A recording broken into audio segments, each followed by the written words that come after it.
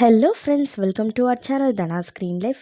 இன்றைக்கி ரொம்ப பாரம்பரியமான சூப்பரான சுவையில் சோள சோறு எப்படி செய்கிறதுன்னு நம்ம பார்க்க போகிறோம். அதிக சத்துக்கள் நிறைஞ்ச வெள்ளை சோளத்தில் நம்ம சோள சோறு எப்படி செய்கிறதுன்னு பார்க்க போகிறோம். ரொம்ப கஷ்டம்லாம் இல்லைங்க, ரொம்பவே ஈஸியாக நம்ம செஞ்சிடலாம். வீட்டில் குக்கரில் தான் நம்ம செய்ய போகிறோம். எளிமையான முறையில் நம்ம எப்படி செய்கிறதுங்கிறது பார்ப்போம். பாருங்கள், இட்லி மாதிரி சூப்பராக சாப்பிடலாம். இந்த அளவுக்கு உருண்டை பிடிச்சி சாப்பிட்றதுல யாருக்குங்க பிடிக்காமல் இருக்கும். ரொம்ப டேஸ்ட்டாக இருக்கும். வாங்க எப்படி செய்கிறதுன்னு பார்க்கலாம். நான் இன்றைக்கி 1.5 கப் அளவுக்கு வெள்ளை சோளத்தை நைட்டே ஊற வச்சு நான் எடுத்திருக்கேங்க. குறைஞ்சது 3 மணி நேரமாவது ஊறணும். நான் அதனால் நைட்டு ஊற வச்சுட்டு காலையில் சாப்பாட்டுக்கு செய்ய போகிறோம். நல்லா 3லேருந்து 4 முறை இந்த மாதிரி வாஷ் பண்ணிவிட்டு ஊற வச்சுக்கோங்க. இப்போ இந்த தண்ணியை நல்லா வடிச்சிட்டு தண்ணி கொஞ்சம் கூட இல்லாமல் நம்ம உணர்த்தி எடுத்துக்கலாம். பாருங்கள், இந்த மாதிரி தண்ணி எல்லாத்தையுமே வடித்து எடுத்துருங்க.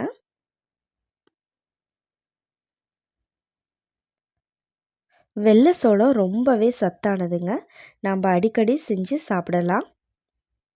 செய்கிறது கஷ்டம்னு நினச்சிட்டு நிறைய பேர் செய்யாமலே இருக்கோம். பாருங்கள், இந்த மாதிரி ஒரு கிளாத்தில் ஏதாவது ஒரு காட்டன் துணி இருந்ததுன்னா அதில் போட்டு நல்லா ஆற வச்சு எடுத்துக்கோங்க. ஃபேன் கடியில் ஒரு 10 நிமிஷம் இருந்தால் போதும். ரொம்ப ட்ரையாக காயணும்லாம் இல்லை, ஓரளவுக்கு தண்ணி மட்டும் காஞ்சி எடுத்தால் போதுங்க. அதை இப்போ பாதியாக ஒரு மிக்ஸி ஜாரில் போட்டு ஒன்றும் பாதியுமாக உடச்சி எடுத்துக்கலாம். குறையாக இருக்கணும். அதுக்காக ரொம்ப பெருசு பெருசாகவும் இருக்கக்கூடாதுங்க. ரவையை விட கொஞ்சம் பெருசாக இருக்கணும். ஏற்கனவே நமக்கு ஊற வச்சதுனால ஈஸியாக அரைப்பட்டுடும். ஒரே ஒரு முறை பல்ஸ் மோடில் விட்டு எடுத்தோம்னாவே இந்த பதத்துக்கு நமக்கு கிடச்சிரும். பாருங்கள், இது அப்படியே ஒரு பாத்திரத்துக்கு மாற்றிக்கலாம். இதே போலவே மீதி இருக்க சோளத்தையும் நம்ம அரைச்சி எடுத்துக்கலாங்க.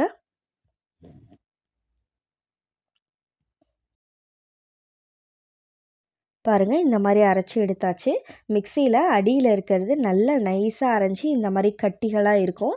அதை கையால் நல்லா உடச்சி விட்டுக்கோங்க. அப்போ தான் நம்ம சோளசோறு செய்யும்போது கட்டி கட்டியாக இல்லாமல் இருக்கும்.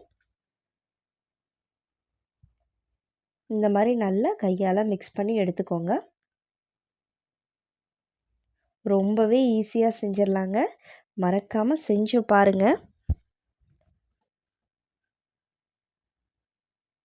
இப்போது ஒரு குக்கர் எடுத்துக்கலாம். குக்கரில் நான் இந்த கப்பில் 1.5 கப் அளவுக்கு சோளம் சேர்த்துருக்கேன்.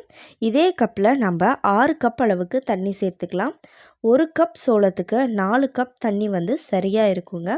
நான் இன்றைக்கி 6 கப் அளவுக்கு தண்ணி சேர்த்துக்கிறேன். ஃப்ளேம் ஹை ஃப்ளேம்லேயே இருக்கட்டுங்க இனிஷியலாக. அதுக்கப்புறம் நம்ம குக்கரை மூடும்போது லோ ஃப்ளேமில் வச்சுப்போம். 1/2 ஸ்பூன் அளவுக்கு உப்பு சேர்த்துக்கோங்க. 1 ஸ்பூன் நெய் அல்லது நல்லெண்ணெய். நெய்யோட ஃப்ளேவர் பிடிக்கும் அப்படின்னா நெய் சேர்த்துக்கோங்க. ரொம்பவே வாசனையாக இருக்கும். அதோட அடிப்பிடிக்காமலும் இருக்கும். அதுக்காக தான் நெய் நம்ம சேர்த்துறோம். இப்போது நம்ம அரைச்சி வச்சுருக்க சோளப்பொடியை இதில் சேர்த்துக்கலாம். கொஞ்சம் கொஞ்சமாக சேர்த்துக்கோங்க. அப்போ தான் கட்டி விழாமல் இருக்கும். தண்ணி ரொம்ப சூடாக பாயில் ஆகக்கூடாது. சூடு ஏறுறதுக்கு முன்னாடியே நம்ம சேர்த்துடலாம். தண்ணி சூடாச்சு அப்படின்னா நமக்கு சின்ன சின்ன கட்டிகள் விடும். அதனால் சூடு ஏறுறதுக்கு முன்னாடி உப்பும் நெய்யும் சேர்த்துட்டு உடனே நம்ம சோளத்தையும் சேர்த்துடலாம். ஒரு 3 நிமிஷம் நம்ம கிளறி விட்டோம் அப்படின்னாவே நல்லா திக்கான ஒரு கன்சிஸ்டன்சிக்கு நமக்கு வந்துடும். கைவிடாமல் கிளறி கொடுங்க. பாருங்கள், நீங்கள் பார்த்துக்கிட்டே இருங்க. உடனே திக்காயிடும். எந்த அளவுக்கு திக்காயிட்டே வருது பாருங்கள்.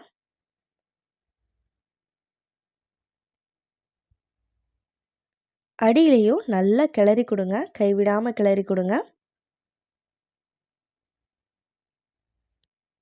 ஓரளவுக்கு நல்லா திக்கானதும் நம்ம ஃப்ளேமை லோ ஃப்ளேமில் மாற்றிக்கலாம். அப்போ தான் அடிப்பிடிக்காமல் இருக்கும்.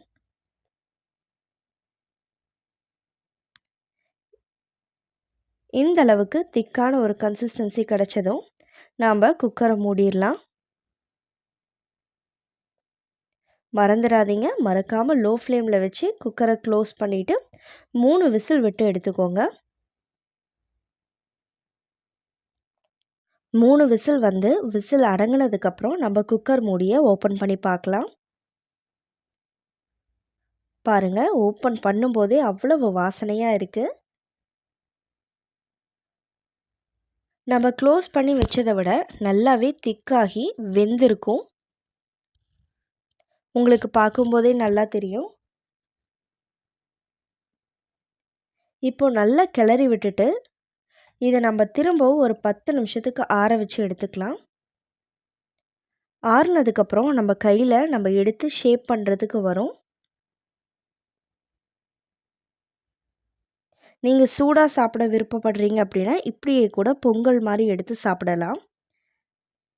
கம்மஞ்சோறு நம்ம ஊரில் செய்கிற மாதிரியே கம்பு எப்படி நம்ம தண்ணியில் எடுத்து தோண்டி வச்சு கொஞ்ச நேரம் புளிக்க வச்சதுக்கப்புறம் தயிரில் கலந்து சாப்பிட்றோமோ அதே மாதிரியே இதையும் நம்ம சூடாக எடுத்து தண்ணியில் போட்டு வச்சு புளிச்சதும் தயிர் ஊற்றி நம்ம சாப்பிடலாம். அதுவும் ரொம்ப நல்லாயிருக்கும். சூடாக சாப்பிட விருப்பப்படுறவங்க இதோடவே அப்படியே எடுத்து சுட சுட பொங்கல் மாதிரி சாப்பிடலாம்.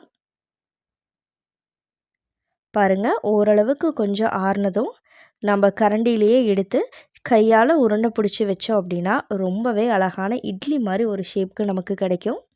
பாருங்கள், எடுத்து வைக்கும்போதே உங்களுக்கு தெரியும், கரண்டியில் கொஞ்சம் கூட ஒட்டாமல் அழகாக வரும். பாருங்கள், இப்போ ரெடி ஆகிடுச்சு.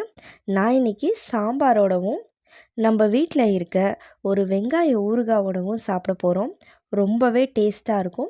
மீன் குழம்பு, சிக்கன் குழம்பு இல்லை புளிக்குழம்பு மாதிரி வகைகளோடு சேர்த்து சாப்பிடும்போதும் ரொம்பவே ருசியாக இருக்குங்க. ரொம்ப சத்தான இந்த சோள சாதத்தை நீங்களும் ட்ரை பண்ணி பாருங்கள்.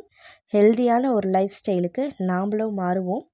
நம்ம வீட்டில் செஞ்ச வெங்காய ஊறுகாவோட டேஸ்ட்டான இந்த சோள சாதத்தை ட்ரை பண்ணிவிட்டு எப்படி இருந்ததுன்னு நீங்களும் சொல்லுங்கள்.